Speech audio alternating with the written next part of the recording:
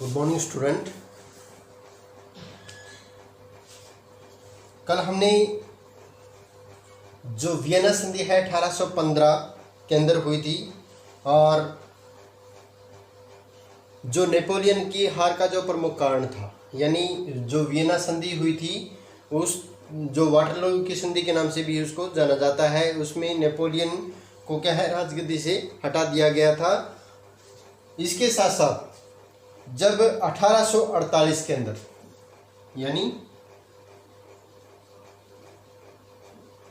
1848 में जो यूरोप के अधिकांश जो देश थे, यूरोप के अधिकांश जो देश थे वो क्या थे, उन सभी के अंदर जो है क्रांति शुरू हो गई थी। सबसे पहले तो ये बता दें भी यूरोप के अंदर जो राष्ट्रवाद का उदय हुआ था उसका मुख्य कारण था फ्रांस की साम्राज्यवादी नीति। साम्राज्यवादी नीति देखिए, यहाँ जो फ्रांस था वो क्या है पूरे अपने जो साम्राज्य को क्या है विस्तार करना चाहता था या बढ़ाना चाहता था।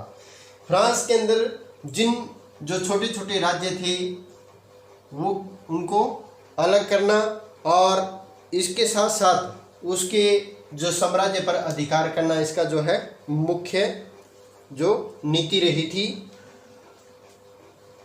आज मीटिंग के दौरान एक बच्चे ने जो मैसेज भेजा था भी, जो यूनान था यानी यूनान के जो लोग थे उन्होंने टर्की पर हमला क्यों किया था।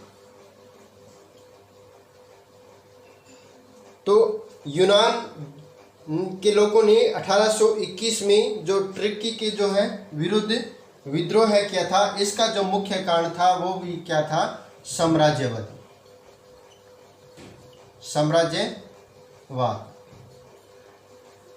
यानी यूनान के जो लोग थे वो टर्की के क्या थे, खिलाफ थे। यानी टर्की अपनी जो प्रभुसत्ता जैसे फ्रांस की जो नीतियां थी उसके कारण क्या था, टर्की भी क्या है जो छोटे छोटे राज्य थे उन राज्यों पर शासकों अपने जो शासकों के द्वारा जो है अधिकार अपने साम्राज्य का जो विस्तार करना चाहता था।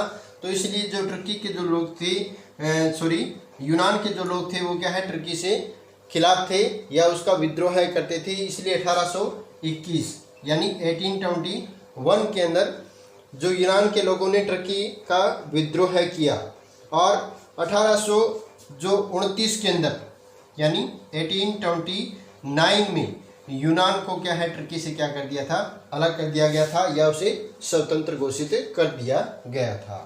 तो इसका जो मुख्य कारण था वो था साम्राज्यवाद की नीति को बढ़ावा देने से रोकना, जो कि सभी जो देश थे छोटे छोटे देश थे वो क्या थे, स्वतंत्र होना चाहते थे, अपनी जो नीतियां हैं वो खुद लागू करना चाहते थे। इसलिए ये जो राज्य थे उन्होंने जो अपने उपनिवेशिक जो देश थे उनका क्या है घोर जो है विद्रोह किया था।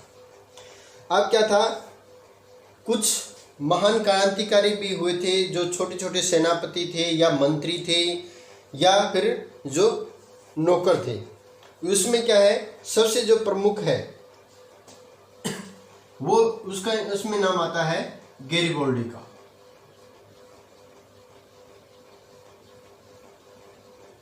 गैरिबोल्डी देखिए, जो गैरिबोल्डी था वो इटली का एक महान क्रांतिकारी था। इटली का क्रांतिकारी व्यक्ति था। उसने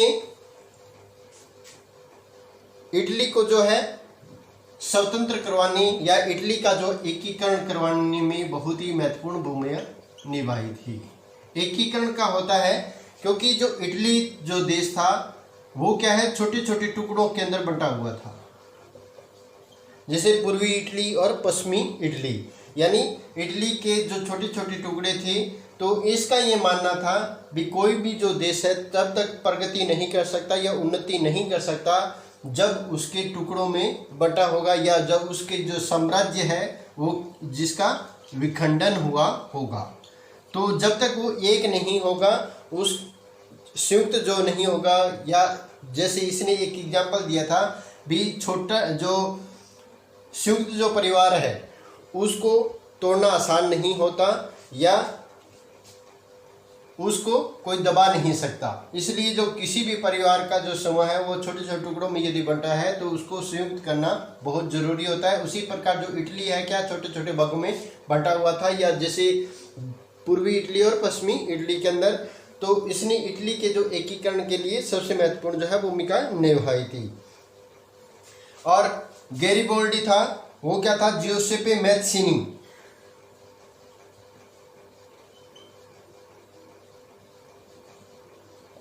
जियोसेपे मैत्सिनी के समकालीन था।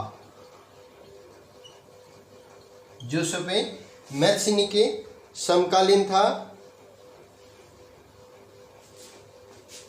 और इसने गैरिबोल्डी ने क्या है, लाल कुर्ती नामक इसने सेना का गठन किया था।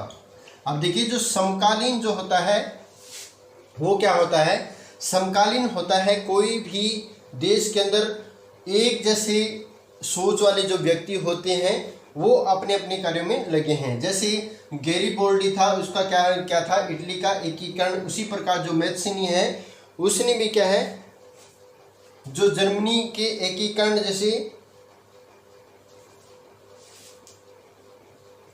जर्मनी का जो एकीकरण वो भी क्या है, मैत्सिनी के कारण हुआ था। और इसके साथ साथ ये जो लोग थे वो क्या है, एक जैसी सोच रखते थे। तो देश के जो विभिन्न भागों के अंदर एक जैसी सोच रखने वाले या किसी का विरोध करने वाले, अपने देश को स्वतंत्र करवाने की जो इच्छा उनकी रहती है, तो उसको बोला जाता है समकालीन बोला जाता है। तो इसी प्रकार जो गैरिबोल्डी था उसने लाल कुर्ती नामक सेना का जो है गठन किया था। उसकी सहायता से, जो लाल कुर्ती सेना थी इसकी सहायता से उसने ऑस्ट्रिया की जो सेना थी उसको हराया था।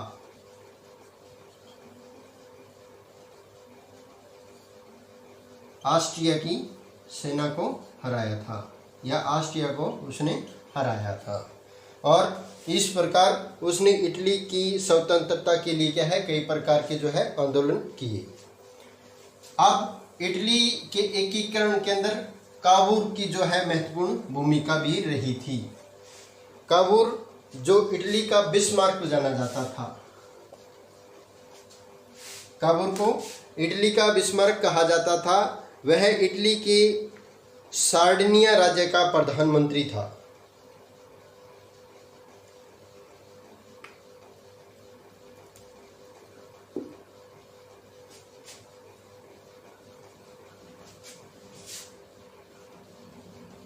देखिए काबूल था वो क्या है, उसने भी इटली के एकीकरण में महत्वपूर्ण भूमिका निभाई थी। और काबूल को इटली का बिस्मार्क क्या है, इटली का बिस्मार्क किसको कहा जाता है, ये कहा जाता है काबूल को। अब बिस्मार्क था, उसने जर्मनी का जो एकीकरण में महत्वपूर्ण भूमिका निभाई थी। इसी प्रकार जो है काबूल ने भी क्या है, इटली के एकीकरण में महत्वपूर्ण भूमिका निभाई थी। और ये इटली के सार्डिनिया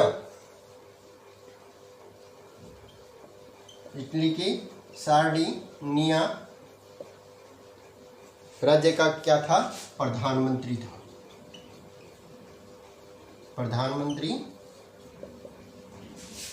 था।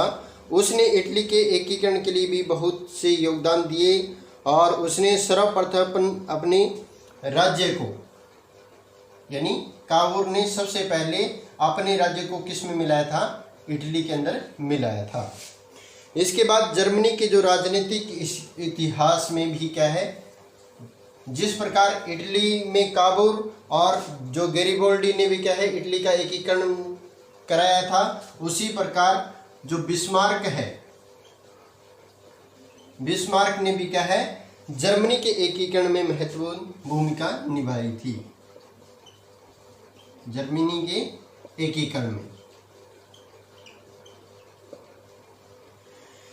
उसने जर्मनी के एकीकरण के लिए रक्त और लोहे की जो है नीति अपनाई थी। यानी रक्त और लोहे की नीति से किसको जाना जाता है? बिस्मार्क को जाना जाता है।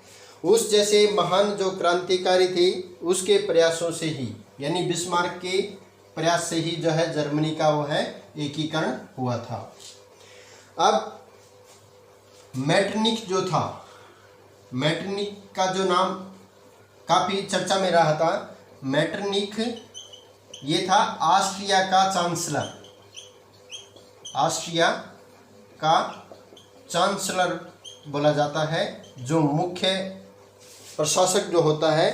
तो ऑस्ट्रिया का जो चांसलर था मेटरनिख था, और यह एक प्रक्रियावाद शासक था, प्रतिक्रियावाद शासक था, और उन्नत विचारों या उदार विचारों का था, उदार विचारों का था, या जो क्या है गणतंत्र के अंदर जो है स्वतंत्रता में या राज्य के अंदर जनता की जो भागीदारी है उसके अंदर काफ़ी विश्वास करता था। तो इस प्रकार मैथ्सिनी, कावूर, गैरिबाल्डी और पर्सा की सहायता से जो इटली है वो क्या है 1870 के अंदर, और 1870 में ही इटली और 1870 में ही किसका उदय हुआ था? जर्मनी। इन दोनों का जो एकीकरण है वो किस 1870 के अंदर हुआ था। तो इस जर्मनी और इटली के जो एकीकरण के अंदर सबसे महत्वपूर्ण जो भूमिका रही थी वो रही थी बिस्मार्क की, गैरिबाल्डी की, कावूर की। इसके साथ साथ जो पर्सा के शासक थे, तो मैथ्सिनी,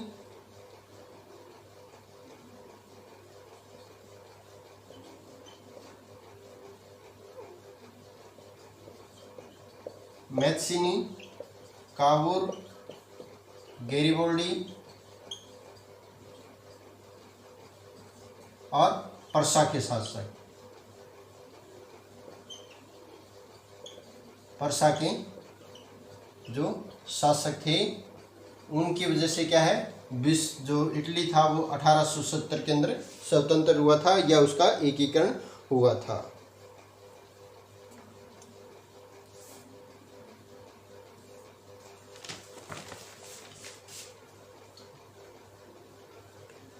इसके साथ साथ जो मेटरनिख था, इसने जो उदार जो विचार थे यानी उन्नत विचार थे उसका क्या किया था? दमन किया था। मैंने शायद पीछे मिस्टेक में बोला था भी, जो मेटरनिख था वो उदार विचारों का क्या था? दमनकारी था। या फिर ये मानी तो ये क्या था? जो तानाशाह है या फिर अपने जो साम्राज्य विस्तार की नीति को रखना चाहता था, ये स्वतंत्रता के क्या था? खिलाफ था। तो बिस्मार्क की जो सेना थी, बिस्मार्क की जो सैनिक कूटनीति, ऑस्ट्रिया और पर्सा का जो युद्ध हुआ था, इसके साथ फ्रांस और पर्सा की युद्ध के कारण जो है 1870 के अंदर जर्मनी भी क्या है एक स्वतंत्र राष्ट्र बन गया था। इसके साथ साथ इटली और जर्मनी के एकीकरण में दो मुख्य जो महिलाएं थी उनका नाम काफ़ी मात्रा में आया था। उन महिलाओं का नाम था